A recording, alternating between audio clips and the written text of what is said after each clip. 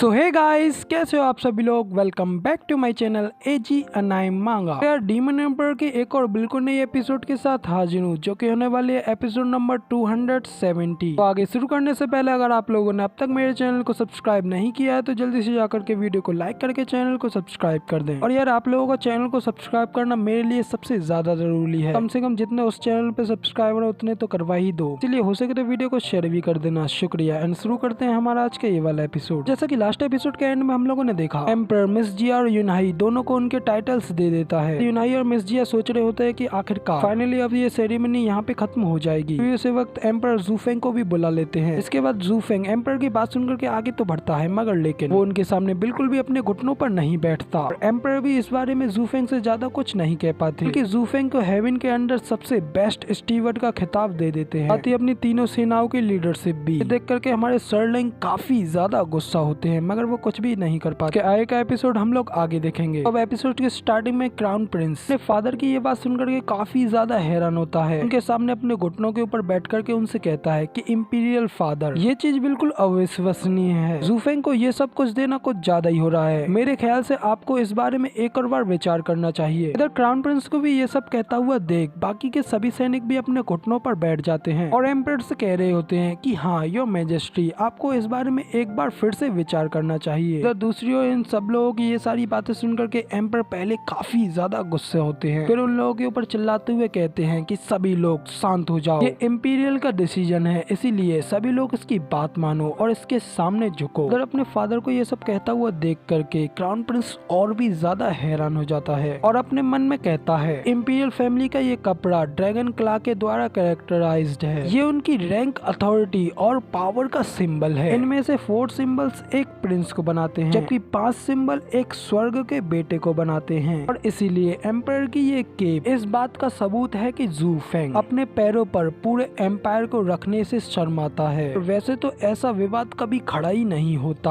अब चूंकि ये करंट कोर्ट के खिलाफ आक्रोश और विद्रोह की एक स्ट्रॉन्ग फीलिंग रखता है, इसी वजह से अब वर्तमान में जूफेंग वास्तव में एम्पायर के अधीन है। ये नाम, शक्ति दोनों, यहाँ तक कि 7 हाउसेस, सभी यंग प्रिंस और बल्कि मैं क्राउन प्रिंस भी इसकी तुलना नहीं कर सकता। इंपीरियल फादर, पता नहीं आप ऐसा क्यों कर रहे हैं। इधर दूसरी ओर बाकी के 7 बड़ी फैमिलीज के लीडर्स भी जूफेंग की इतनी ज्यादा अथॉरिटीज को देख काफी ज्यादा गुस्सा होते हैं और कहते हैं कि अब तो जूफेंग के पास इतनी ज्यादा सुप्रीम अथॉरिटीज हैं, फिर तो अब ये जूफेंग फ्यूचर में और भी ज्यादा एरोगेंट बन जाएगा, जिसके बाद शायद ही कोई इसके खिलाफ खड़े होने की हिम्मत कर पाएगा। इधर इन सभी लोगों के ये सब कहने के बाद उस समय के बाद एम्पर सभी लोगों से कहते हैं कि अब आखिरकार ये सेरेमनी फाइनली यहाँ पे ऑफिशियल तौर पर खत्म होती है। अब आप लोग चाहें तो इस इंपीरियल सिटी से वापस जा सकते हैं। तो अब एम्पर की ये बात सुनकर के सभी लोग वापस अपने अपने क्लैन जाने लगते हैं, मगर उसी वक्त एम्पर खड़े होते हैं और दूर से जूफेंग को आवाज लगाते हैं और जूफेंग से कहते हैं कि जूफेंग फिलहाल के लिए तुम मेरे साथ आओ। तो अब जूफेंग भी उनकी बात मान लेता है और उनके साथ चला जाता है। जिसके बाद नेक्स्ट सीन हम लोगों को एम्पर के किसी गार्डन का दिखाया जाता है। वहाँ पे जूफेंग और एम्पर आए होते हैं। एम्पर जूफेंग से कहते हैं कि ये जगह वो है जहाँ पे कि मैं और मिस्टर सीमा चेस खेला करते थे। उस समय हम दोनों लोग बिना किसी रैंक के सिर्फ साधारण इंसान ही थे, लेकिन इस बात को छोड़ो, अब तुम कंफर्टेबल फील करो और इस जगह को अपने घर की तरह ही मानो। अब जूफेंग एम्पर की ये बात मान करके जल्दी से सीट पर बैठ जाता है, बिना किसी हेजिटेशन के वहाँ पे रखे एप्पल को उठा लेता है। इस वजह से एम्पर और उनका मिनिस्टर दोनों ही थोड़ा हैरान हो जाते हैं। फिर एम्पर हंसते हुए जूफेंग से कहते हैं कि जूफेंग, मैंने तुम्हारे बारे में काफी कुछ सुना है, मगर ये पहली बार है जब हम लोग एक दूसरे से यूं मिल रहे हैं। उधर दूसरी ओर जूफेंग एम्पर की बातों को सुनकर के मस्त एप्पल खा रहा होता है, जबकि एम्पर आगे जूफेंग से कहते हैं कि मैंने तुम्हारे बारे में सबसे पहले अपने तीसरे बेटे से सुना था। उसने मुझे बताया था कि ल्यूकलेन के पास एक काफी ज्यादा क्लेवर स्टीवर्ड है, क्योंकि उसकी मदद कर रहा है, इसीलिए आपको इस बारे में चिंता करने की जरूरत नहीं है। इसीलिए तो मैंने इस नए क्लैन का इतना ज्यादा सपोर्ट किया था। यहाँ तक कि तुम्हारी एबिलिटीज का सवाल है, मैंने इस बारे में एक बार भी दोबारा नहीं सोचा कि एक 3rd ग्रेड के टूटे फूटे क्लैन का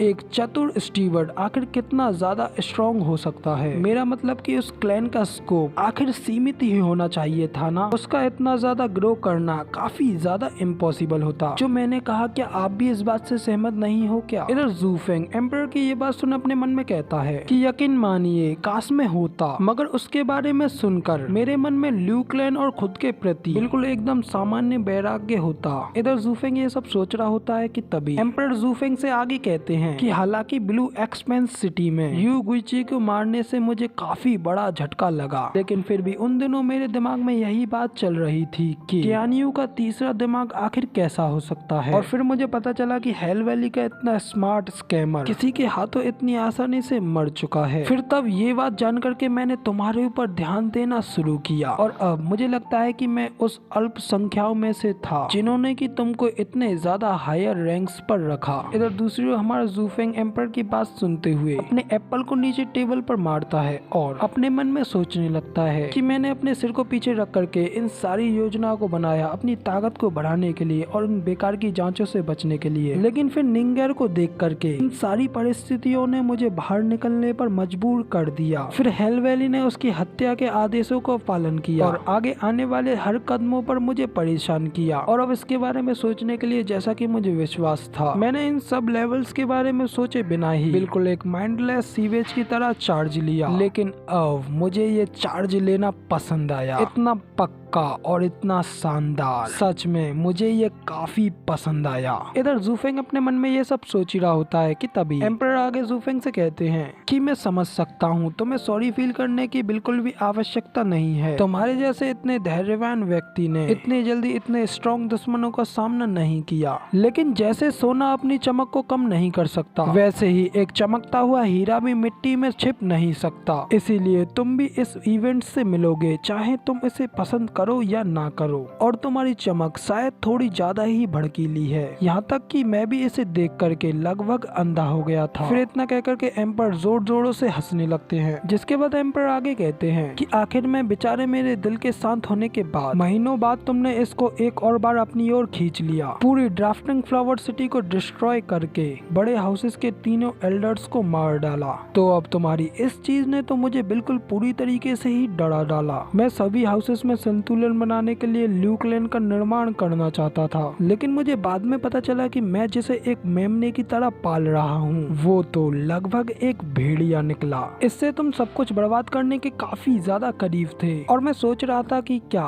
तुम्हारे क्लैन का त्याग वीरता का एक बेहतर पार्ट होगा। तो अब ज़ूफेंग एम्परर की ये सारी बातें सुन करके अपनी सीट पर से उठता है और उनसे कहता है कि योर मैजेस्टी, मैं अपनी इन सारी चीजों के लिए अनेकों बार माफी मांगता हूँ। तो अब ज़ूफेंग के इतना कहते ही हमारा ये वाला एपिसोड यहाँ पे कंप्लीट हो जाता है। तो फिलहाल के लिए आप वीडियो पसंद आई हो तो यार एक लाइक कर देना, साथ ही कमेंट में बताना कि आपको हमारा ये वाला वीडियो का एक्सप्लेनेशन कैसा लगा। और इसके नेक्स्ट पार्ट को देखने के लिए मेरे इस चैनल को जल्दी से जल्दी सब्सक्राइब कर लीजिए, जिसके बाद मैं मिलूंगा आप लोगों से इसकी नेक्स्ट एपिसोड में। तब तक के लिए टाटा बाय बाय, फिर मिलते हैं।